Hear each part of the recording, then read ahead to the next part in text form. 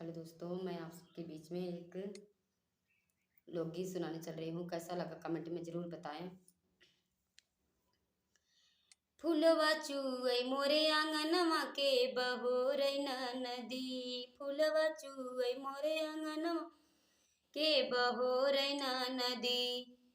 के बहोरई नदी, के बहोरई नदी। फूलवा मोरे आंगनमा के बहोरई नदी।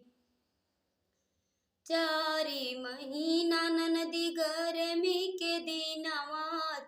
अरे महीना नदी गर्मी के दिनवा। गर्मी के दिन चुए टप टप पसीनवा। गर्मी के दिन टप टप पसीनवा।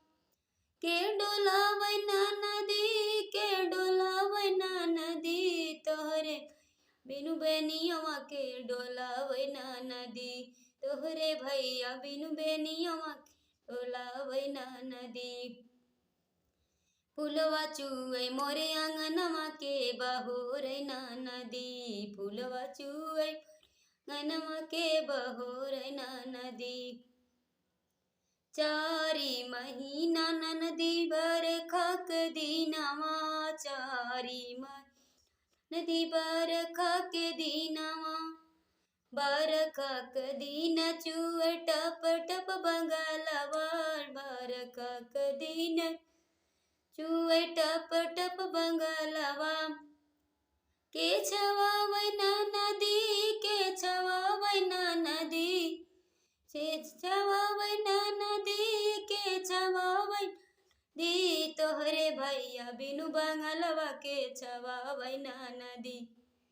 तोहरे भैया बिनु बंगलवा के छवावै नदी। फूलवा चुअई मोरे आंगनमा के बहारई नदी। फूलवा चुअई मोरे आंगनमा के बहारई नदी। चारी महीना नदी ठंडी के दिनवा। दी महीना नदी जाड़ा के दिनवा। जाड़ा के दिन नदी तर तर कापै मोर बदनवा।